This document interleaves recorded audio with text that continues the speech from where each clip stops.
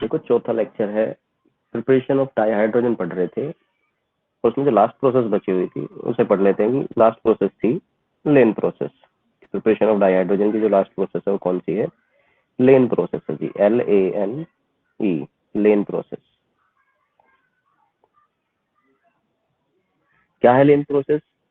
तो क्या होगा कि सपोज करो कि हम कंटेनर बनाएंगे या कोई भी एक हमने ट्यूब टाइप बना लिया,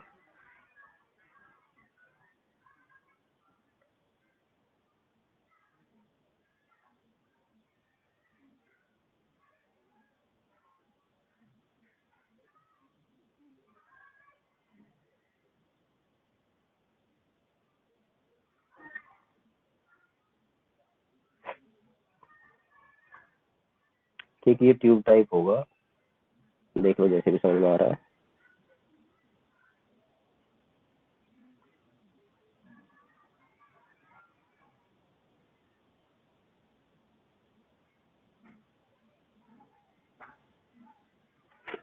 होगा क्या कि जब हम अल्टरनेटिंग करंट पास करेंगे इसमें, भाई हमने अल्टरनेटिंग करंट पास कर दिया किस पे से, आयरन फिलिंग्स जो हम डालेंगे उसमें, जब वो किसके साथ रिएक्ट करेगा? स्टीम के साथ रिएक्ट करेगा और वाटर गैस के साथ रिएक्ट करेगा। और आयरन फिलिंग कैसी होगी? रेड हॉट होनी चाहिए वो, कि यहाँ हमने आयरन फिलिंग डाल रखी है इसमें,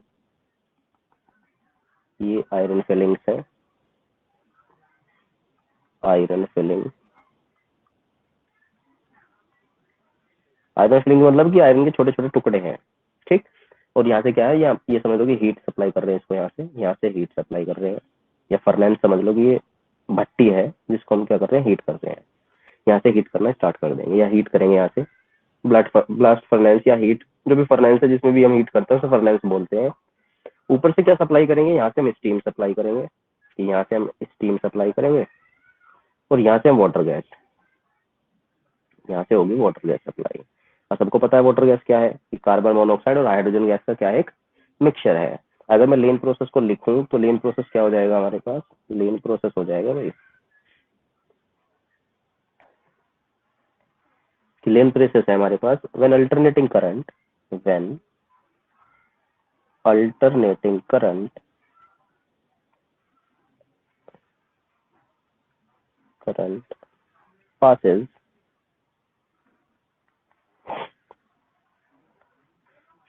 passes through the steam, किससे? स्टीम से पास करेंगे, एंड वाटर गैस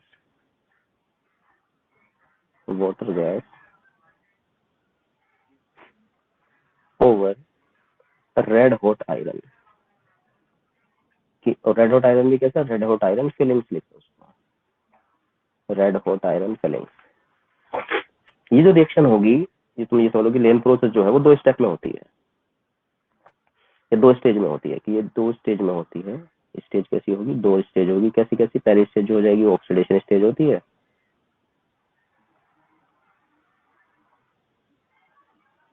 और दूसरी जो स्टेज होती है वो होती है reduction stage.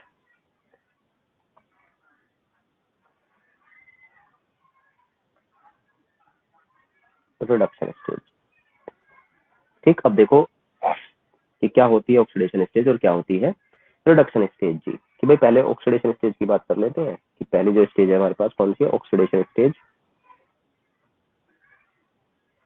Oxidation stage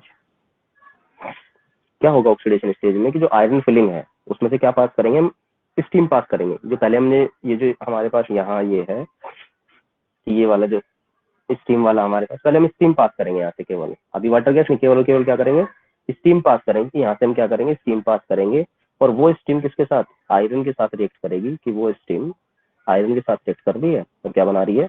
iron oxide बना रही है, और प्लस हाइड्रोजन गैस उसमें इवॉल्व करती है, ठीक। कि आयरन फिलिंग्स है, ये आयरन फिलिंग्स रिएक्ट कर रही है स्टीम के साथ, कि हमने जो वाटर डाला है क्या है? स्टीम है, ये स्टीम के साथ रिएक्ट कर रही है और क्या बना रही है? आयरन ऑक्साइड बना रही है, जिसे हम मैग्नेटिक ऑक्साइड बोल देंगे, कि यही मैग्नेटिक ऑक्साइड है, मैग्नेटिक ऑक्साइड। और हाइड्रोजन गैस प्रोड्यूस करनी है, जो हमें करनी है हाइड्रोजन गैस प्रोड्यूस। दूसरी जो स्टेज है वो आती है रिडक्शन स्टेज। Reduction stage. अब रिडक्शन स्टेज में क्या होगा, इसी देखो लेन प्रोसेस की खास बात क्या है कि आयरन जो होगा वो थोड़ा सा लेंगे हम, ठीक, और हाइड्रोजन हमें मिलती रहेगी। अब क्या करा हमने, हम इसमें से पास कर देंगे सेन गैस, हमने इसकी सप्लाई रोक दी, स्टीम की सप्लाई है जो हमने रोक दी।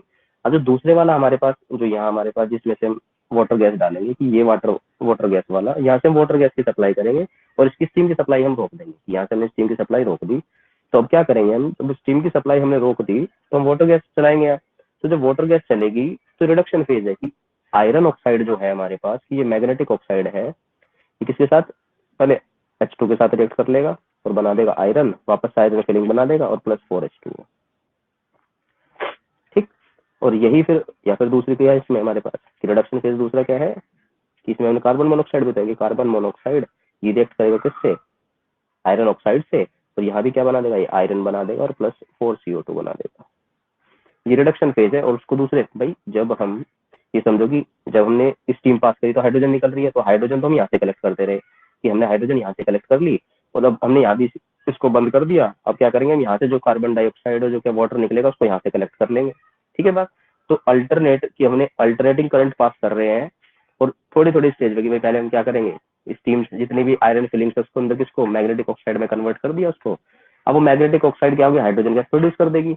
अब होगा क्या, सारा का सारा आयरन किस में कन्वर्ट हो गया, मैग्नेटिक ऑक्साइड में। तो अब इस हाइड्रोजन गैस तो निकलने से रही, तो हम क्या करेंगे, अब रिडक्शन करेंगे तो क्या होगा उससे हमारे पास कि वापस से आयरन बन जाएगा, ये वापस से आयरन बन जाएगा, और ये आयरन फिर क्या करेगा, फिर ऑक्सीडेशन स्टेज पास करेगी, फिर से स्टीम पास कर देंगे।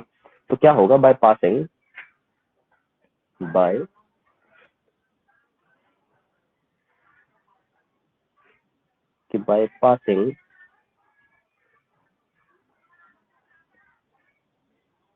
steam and water, steam and water gas alternatively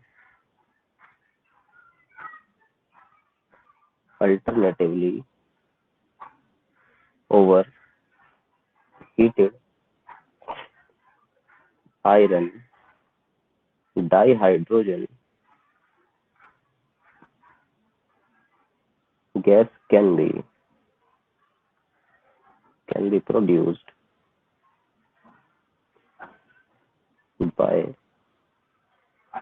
a small quantity of iron. Sorry, small quantity by small quantity of iron. कि थोड़ी सी आयरन की क्वांटिटी से हम क्या कर सकते हैं, हम बहुत सारे हाइड्रोजन या बार बार हाइड्रोजन गैस प्रोड्यूस कर सकते हैं, ठीक। अब प्रिपरेशन होगी खत्म हमारे पास। नेक्स्ट है hydride.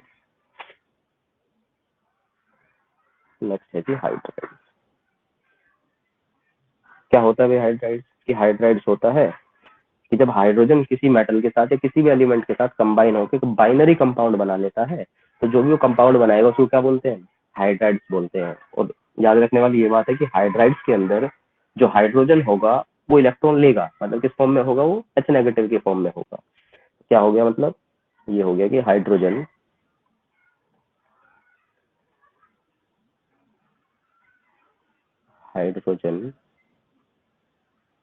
combine with number of elements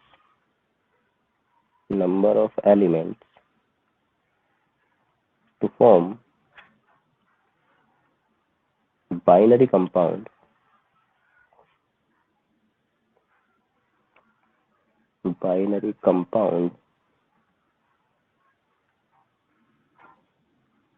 called hydride. उन्हीं को क्या बोलते हैं, हाइड्राइड्स बोलते हैं जी, ठीक। अगर मैं बात करूं कि हाइड्राइड्स का जो जनरल फॉर्मूला होता है वो क्या होता है हाइड्राइड्स का, कि हाइड्राइड्स हैव जनरल फॉर्मूला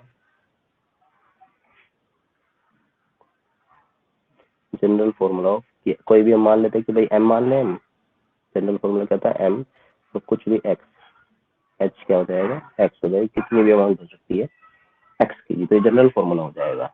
अब ऐसा तो है नहीं कि पूरी पीरियोडिक टेबल, वही जनरली ऐसा होता है कि अगर तुम बताओ सबसे ज्यादा कंपाउंड भी कौन बनाता है इस ब्रह्मांड में, इस पूरी दुनिया में, या पूरे गैलेक्सी में समझ लो कि सबसे ज्यादा कंपाउंड कौन बनाता है, हाइड्रोजन बनाता है, ठीक, सबसे ज्यादा कंपाउंड कौन बनाएगा? हाइड्रोजन बनाएगा। लेकिन ये ऐसा नहीं है कि पूरे जितने भी पीरियोडिक टेबल में सब एलिमेंट मिलेंगे सबके साथ रिएक्ट करेगा। ये कुछ ग्रुप्स ऐसे होते हैं हमारे पास कि ग्रुप नंबर 7, कि group number 7, 8 and 9 do not form hydrides, do not form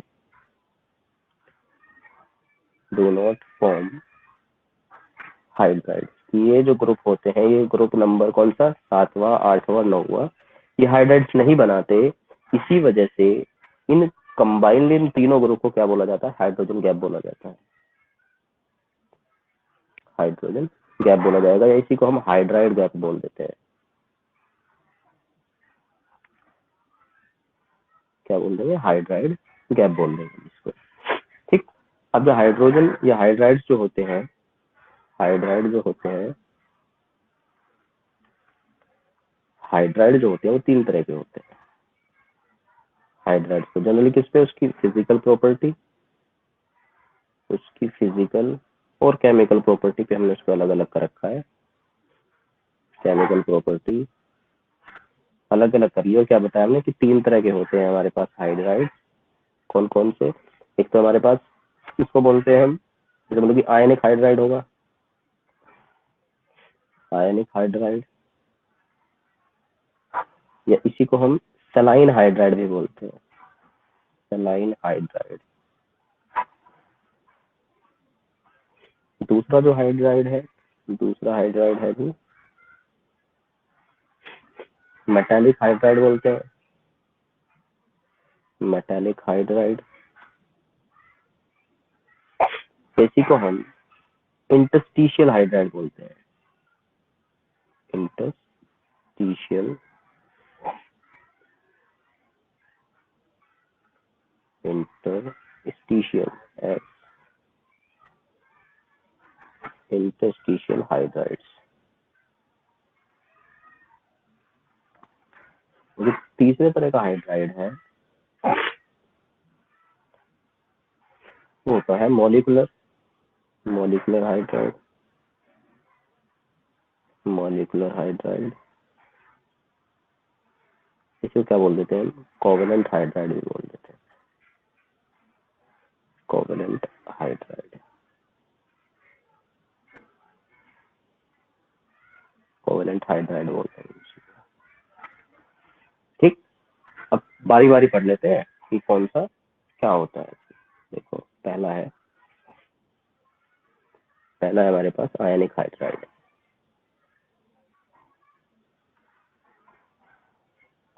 तो दूसरा नाम क्या बताया हमने? इसी का हमने सलाइन हाइड्राइड नाम बताया। आयनिक हाइड्राइड जनरली बेसिकली वो बनाएंगे जो एक्टिव मेटल्स होते हैं, और एक्टिव मेटल्स होते हैं हमारे पास कौन से? ग्रुप 1 के और ग्रुप 2 के हाइड्राइड। या हम ये बोल दें कि वो बनाएंगे जिसकी इलेक्ट्रोनेगेटिविटी क्या होती है? लो होती है, कि जिसकी इलेक्ट्रॉन खींचने की टेंडेंसी होती नहीं, वो उससे क्या करेगा? इलेक्ट्रॉन देगा। तो क्या बोलेंगे उसको हम? कौन बनाएगा वो हाइड्राइड? ये बनाएंगे वो हाइड्राइड कि these hydride, these hydrides are generally formed by those metals which has low electronegativity, जिसकी क्या हो? लो इलेक्ट्रोनेगेटिविटी हो। जनरली कौन बनाएगा? हाइड्राइड। वो हाइड्राइड बनाएंगे, या आयनिक हाइड्राइड वो बनाएगा जिसकी क्या हो? लो इलेक्ट्रोनेगेटिविटी हो। जैसे मैंने बताया कि कौन कौन बनाएंगे? ग्रुप 1 के हाइड्राइड, ग्रुप 1 के हाइड्राइड, ग्रुप 1 के मतलब एल्कली मेटल्स, एल्कली मेटल्स, और ग्रुप 2 के हाइड्राइड इसे बोलते हैं alkali earth metal, alkali earth metal भी, एल्कली अर्थ मेटल।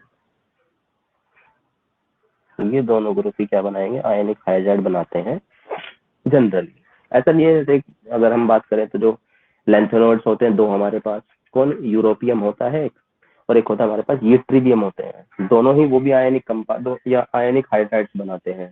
ठीक, इसमें अगर बात करें हम, एक्सेप्शन है हमारे पास कि ग्रुप 1 के ही और ग्रुप 2 के ही हाइड्राइड, वो हाइड्राइड की ये है एक्सेप्शन कि जैसे हो गया बेरिलियम हाइड्राइड हो गया BeH2, मैग्नीशियम हाइड्राइड हो गया MgH2, और तीसरा होता है हमारे पास AlH3 हो गया हमारे पास। ये तीनों, ये समझ लो कि बेरिलियम हाइड्राइड जो होगा हमारे पास या मैग्नीशियम हाइड्राइड होगा, एल्यूमिनियम तो खैर उसका हो गया, पी ब्लॉक का एलिमेंट हो गया, ग्रुप 13 का एलिमेंट है ये तो। लेकिन ये जो दो एलिमेंट है, ये दो हाइड्राइड्स हैं, ये दोनों क्या बनाते हैं तो ग्रुप फर्स्ट और ग्रुप सेकंड के, मतलब ग्रुप सेकंड के एलिमेंट है दोनों, लेकिन बनाएंगे क्या, कोवेलेंट हाइड्राइड बनाते हैं। ये आयनिक हाइड्राइड नहीं बनाते। क्यों? वो डायगोनल रिलेशनशिप तुमने पढ़ी होगी, डायगोनल रिलेशनशिप है की वजह से ये। ठीक, नेक्स्ट है प्रॉपर्टीज की। प्रॉपर्टीज क्या होती है आयनिक हाइड्राइड्स की? तो प्रॉपर्टीज पढ़ लेते हैं। Properties of ionic hydride.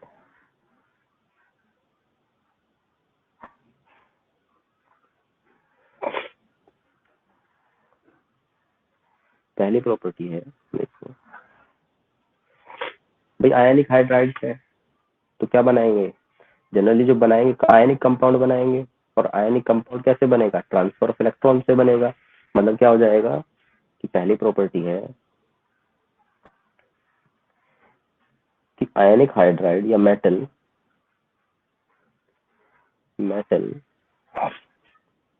Transfer it's electron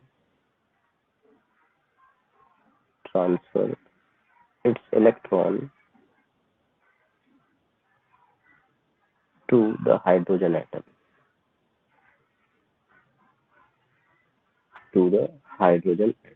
कि हाइड्रोजन एटम को क्या कर देगा, अपना इलेक्ट्रॉन ट्रांसफर कर देगा। उस वजह से जो हमारे पास हाइड्राइड बनेंगे वो कौन से होंगे, आयनिक हाइड्राइड होंगे। उनके बीच में अगर फोर्स की बात करें तो फोर्स कौन सी हो जाएगी, इनके बीच में फोर्स हो जाएगी कोलम्बिक फोर्सेस। जो फोर्स होती है वो फोर्स होती है इनके बीच में कोलम्बिक फोर्सेस होती है। कोलम्बिक का फोर्स, कोलम्बिक भी कौन सी, जब आयंस बना रहा है तो इसमें कौन सी फोर्स हो जाएगी भाई, इलेक्ट्रोस्टैटिक फोर्स ऑफ अट्रैक्शन हो जाएगी। दूसरी प्रॉपर्टी है आयनिक हाइड्राइड की, दूसरी प्रॉपर्टी है कि जनरली जो ये कंपाउंड होंगे या इनके जो हाइड्राइड्स होंगे वो व्हाइट होते हैं, क्रिस्टलाइन सॉलिड होते हैं।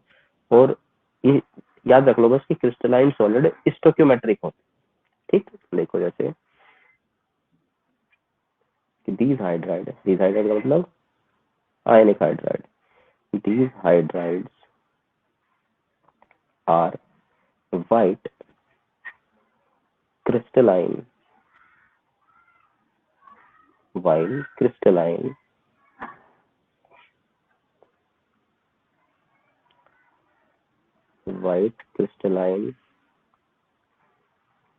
solid and are stoichiometric compound या stoichiometric हाइड्राइड।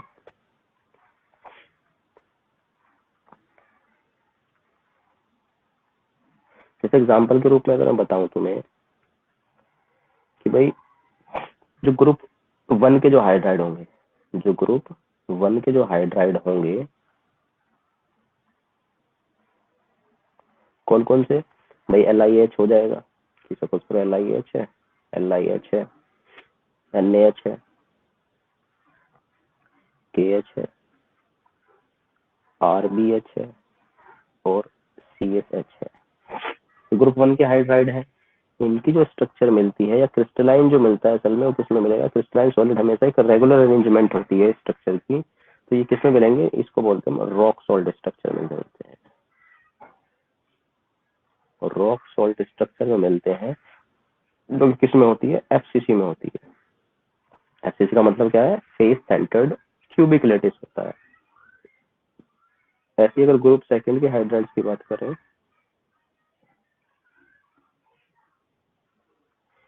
ये जो मिलते हैं ये हेक्सागोनल में मिलते हैं। कि ये जो हाइड्राइड मिलेगा ग्रुप सेकंड में कौन बनाएगा, एल्कली अर्थ मेटल्स बनाएगा। तो ये जो हाइड्राइड बनाते हैं ये हेक्सागोनल क्लोज पैकिंग बनाते हैं, hexagonal close packing.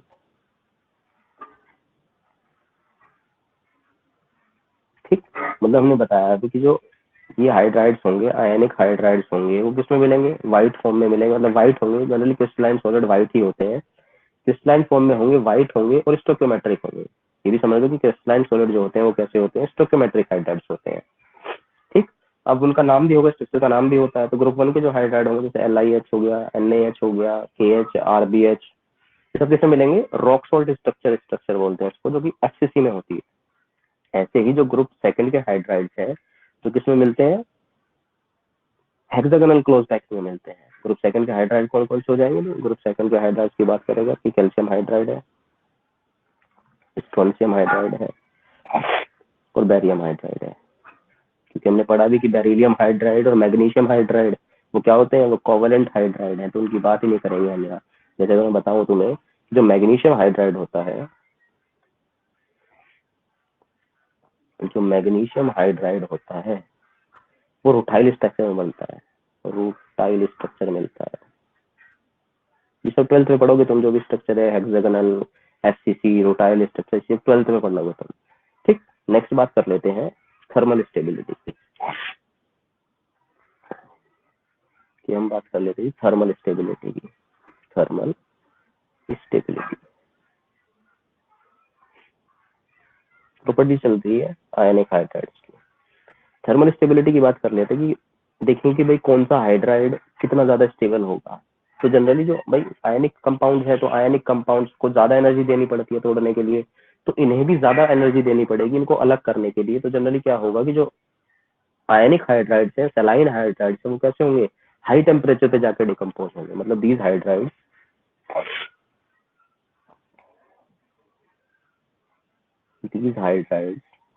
decomposes decomposes at high temperature, at high temperature giving, और जब गिविंग क्या करेंगे, वो क्या देंगे? मेटल देंगे, गिविंग मेटल एंड डाइहाइड्रोजन या हाइड्रोजन। ठीक, जैसे कि मैं बात करूं कि एक हमारे पास LiH है, एक LiH हो गया, एक NaH हो गया, KH हो गया, RBH हो गया और CH हो गया। अगर पूछूं इन सब में किसको ज्यादा एनर्जी देनी पड़ेगी, या ये समझ लो कि थर्मल स्टेबिलिटी की टेम्परेचर के हिसाब से कौन सबसे ज्यादा स्टेबल होगा, तो सबसे ज्यादा जो स्टेबल होगा वो लिथियम हाइड्राइड होगा। क्यों होगा? क्योंकि जब हम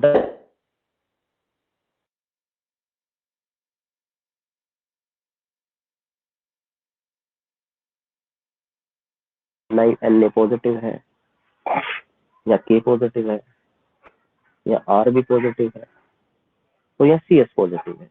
तो जैसे जैसे डाउन द ग्रुप जाएंगे तो यहाँ चार्ज डेंसिटी कम होगी। जब चार्ज डेंसिटी कम होगी तो ये समझ लो कि इसकी लैटिस एनर्जी कम हो जाएगी। तो जब लैटिस एनर्जी कम हो जाएगी तो थर्मल स्टेबिलिटी सबसे ज्यादा किसकी होगी? इसकी होगी। इसको तोड़ने के लिए ज्यादा एनर्जी दी जाएगी।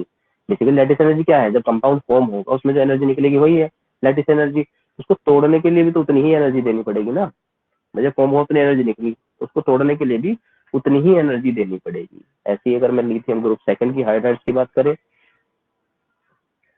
ग्रुप सेकंड के हाइड्राइड्स की अगर बात करें कि कैल्शियम हाइड्राइड, स्ट्रोंशियम हाइड्राइड और बेरियम हाइड्राइड, अगर इन तीनों में सबकी स्टेबिलिटी देखें तो सबसे ज्यादा स्टेबल ये होगा। वही लैटिस एनर्जी का फंडा है कि ये थर्मली स्टेबल सबसे ज्यादा होगा। Thermal stability. अब सवाल बन जाएगी अगर इन दोनों में पूछना हो कि भाई लिथियम या सोडियम हाइड्राइड्स में, ग्रुप फर्स्ट के हाइड्राइड और ग्रुप सेकंड के हाइड्राइड्स में सबसे ज्यादा स्टेबल कौन होगा, तो समझो कि यहाँ अगर बात करें तो यहाँ पॉजिटिव 1 है, ये लिथियम है भाई, ये लिथियम पॉजिटिव है। कि अगर हम बात करें कि लिथियम में एक पॉजिटिव है, और अगर यहीं देखें हम तो कैल्शियम क्या बनाएगा? 2 पॉजिटिव बनाएगा। तो यहाँ लिथियम 1 पॉजिटिव है, यहाँ कैल्शियम 2 पॉजिटिव है, तो लेटेस्ट एनर्जी ज्यादा कहाँ होगी? चार्ज ज्यादा होगा। तो ये यहाँ ज्यादा चार्ज है, तो इसलिए ग्रुप सेकंड के जो हाइड्राइड्स होते हैं, ग्रुप फर्स्ट के हाइड्राइड से थर्मली ज्यादा स्टेबल होते हैं। thermally more stable। ठीक, नेक्स्ट जो प्रॉपर्टी है, चौथी प्रॉपर्टी है हमारे पास डेंसिटी की। डेंसिटी की अगर बात करें हम, तो जो डेंसिटी भाई मेटल हाइड्राइड्स बनाएगा, जो हाइड्राइड्स होगी उसकी प्रॉपर्टी ये समझ लो कि मेटल हाइड्राइड्स की जो डेंसिटी है, अगर वो मेटल है, केवल और केवल मेटल है, तो मेटल से ज्यादा डेंसिटी होती है मेटल हाइड्राइड्स की। क्यों होती है? क्योंकि जब मेटल बनेगा तो मेटल क्या होगा, उसके अंदर मेटालिक फोर्सेज होगी, और ये सबको पता है कि मेटालिक फोर्सेज आयनिक फोर्स से क्या है, कम है। जब वो कम फोर्सेज है तो ये समझ लो कि हाइड्राइड्स के अंदर हमारे पास स्पेस क्या हो जाएगा, ये समझ लो कि ज्यादा ज्यादा क्लोज आ जाएंगे, जब ज्यादा पैक्ड स्ट्रक्चर होगी तो उसकी डेंसिटी भी क्या हो जाएगी, ज्यादा हो जाएगी। क्लियर है बात? कि भाई अगर मैं कहूँ कि आयनिक कंपाउंड कौन, मेटालिक हाइड्राइड, या ये जो हाइड्राइड्स है हमारे पास आयनिक हाइड्राइड किससे बने होंगे, आयन से बने हैं, तो आयन के बीच में क्या होते हैं, कोलम्बिक फोर्सेज, वो एक स्ट्रॉन्ग फोर्सेज होती है बजाय किसके, मेटालिक फोर्सेज के, क्योंकि जो मेटल होगा उसके तो बीच में मेटालिक फोर्सेज होगी। तो आयनिक जो कोलम्बिक फोर्सेज होती है, इलेक्ट्रोस्टैटिक फोर्स जो होती है, वो ज्यादा क्या होती है, स्ट्रोंगर होती है किससे, मेटालिक फोर्सेज से। इसलिए क्या हो जाएगी, डेंसिटी ज्यादा हो जाएगी किसकी, सेलाइन हाइड्राइड, और लगभग 50% बढ़ जाती है। तो the density of सेलाइन hydride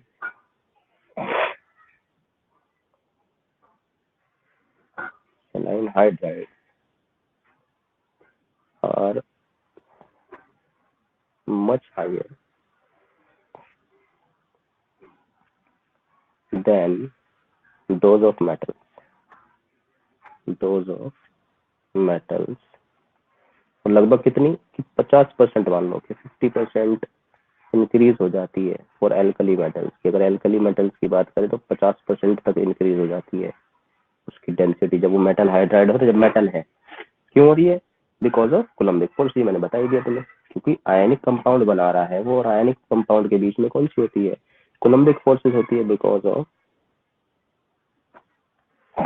coulombic forces. Coulombic forces की वजह से क्या होता है, कोलम्बिक फोर्सेस, क्योंकि कोलम्बिक फोर्सेस क्या है, एक स्ट्रॉन्ग फोर्स है जिसमें इलेक्ट्रोस्टैटिक फोर्स भी हमारे पास किसके अंदर आता है, कोलम्बिक फोर्सेस के अंदर आता है। ठीक है बात? पांचवी प्रॉपर्टी है जी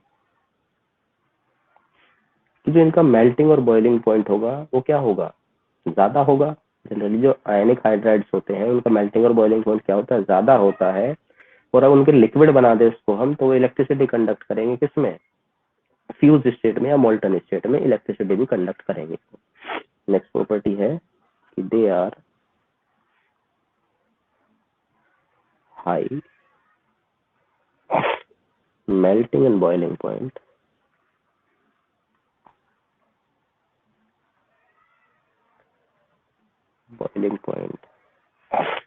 and conduct electricity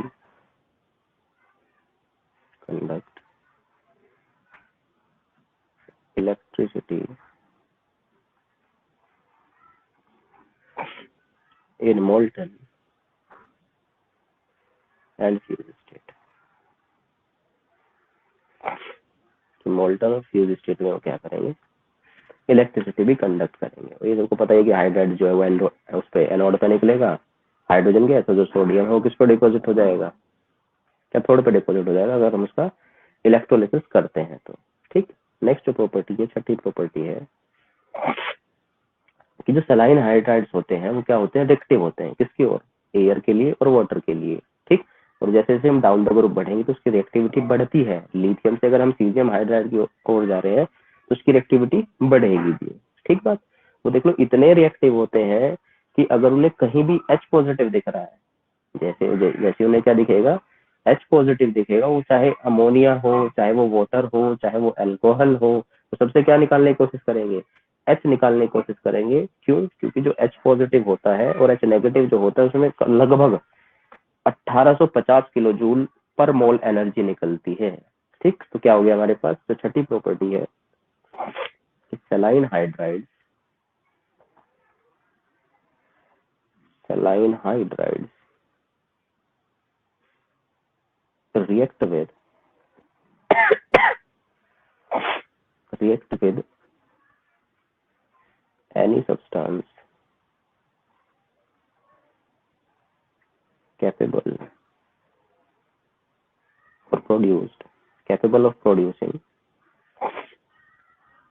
capable of producing मतलब कि H positive ion, H positive ion जो छोटी सी भी माइन्यूट ट्रेसेस समझ लो, अगर छोटा सा भी अगर वो H पॉजिटिव देता है तो वो रिएक्ट कर लेगा तुरंत। जैसे वाटर होता है, वाटर के साथ रिएक्ट कर लेगा, अमोनिया होता है उसके साथ रिएक्ट कर लेगा, OH जो एल्कोहल्स होते हैं उनके साथ रिएक्ट कर लेगा। क्यों कर लेगा रिएक्ट? देखो क्यों रिएक्ट कर लेगा भाई, ये जो H पॉजिटिव होगा किससे, हमने बताया कि H पॉजिटिव ले लेगा, वाटर से ले लेगा, अमोनिया से ले लेगा, एल्कोहल से ले लेगा। और जो H नेगेटिव होगा ये तो हाइड्राइड्स के अंदर होगा ही, ये क्या करेगा H2 गैस बना देगा। और इस H2 में इतनी एनर्जी निकलती है, ये समझ लो कि डेल्टा जो है हमारे पास ये माइनस 1850 किलो जूल एनर्जी निकलती है पर मोल, इतनी एनर्जी निकलती है इसमें। तो क्या करेगा, तुरंत कंपाउंड बना लेता है ये, ठीक बात।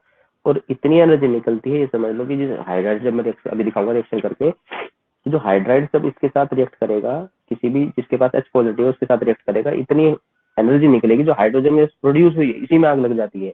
और मजे की बात यह है कि हाइड्रोजन गैस जो निकली इसमें से कार्बन डाइऑक्साइड के थ्रू क्या नहीं होती, बुझती भी नहीं है, ये सैंड से बुझानी पड़ती है। ठीक, देखो जैसे कि NaH जो हाइड्राइड है हमारे पास, वो रिएक्ट करेगा पानी से, क्या बना देगा, ये NaOH बना देगा और प्लस हाइड्रोजन गैस इवॉल्व कर देगी।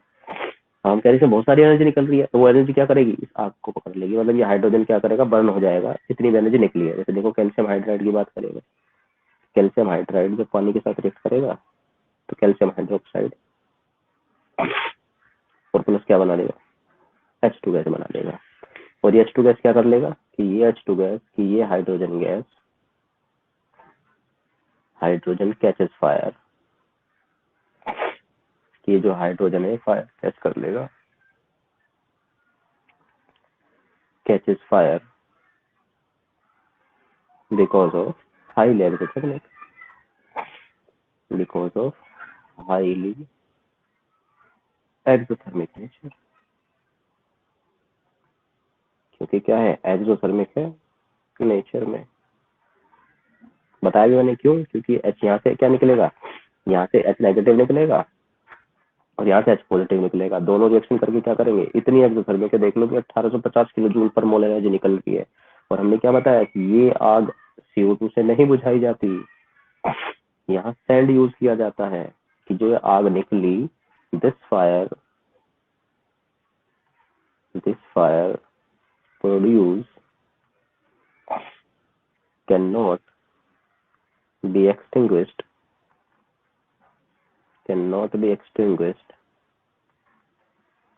Bye CO2। क्यों CO2 रिड्यूस हो जाती है, ये समझ लो कि CO2 रिड्यूस हो जाती है किसमें, कार्बोक्सिलिक एसिड में बोल लो जी, ठीक बात। इसलिए क्या होती है, CO2 यूज नहीं होती, क्योंकि जो मेटालिक हाइड्राइड्स होता है वो, ये समझ लो कि हाइड्राइड जो है वो क्या है, एक बहुत अच्छा रिड्यूसिंग एजेंट है। तो वो क्या कर देता है, CO2 को रिड्यूस कर देता है किसमें, कार्बोक्सिलिक एसिड में। ठीक, नेक्स्ट प्रॉपर्टी है 7वीं प्रॉपर्टी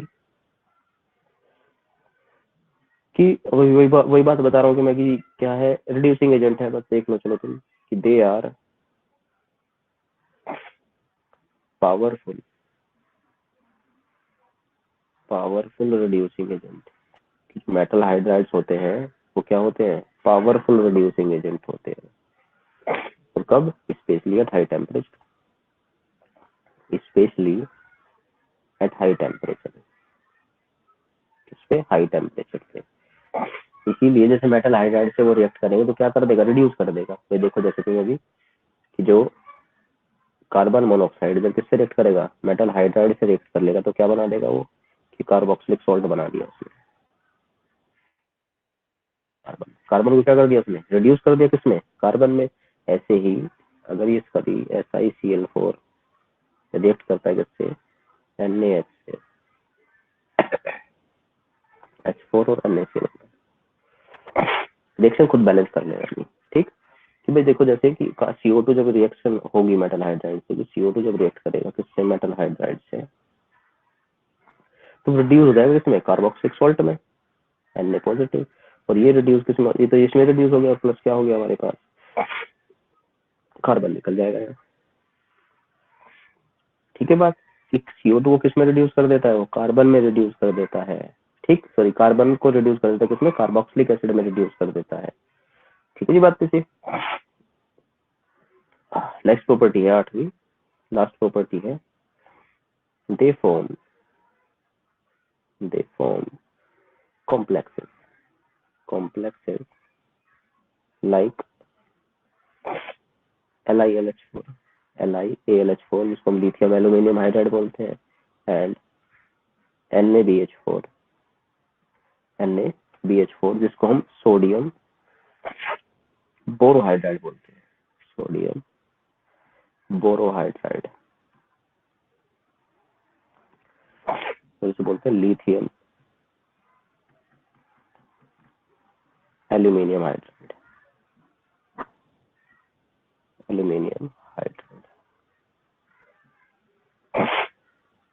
देखो जैसे कि लिथियम एक रिएक्शन लिखता हूँ बस कि LiH जब रिएक्ट करेगा जिससे Al2Cl6 से क्या बन जाएगा, LiAlH4 प्लस 6LiCl बन जाएगा।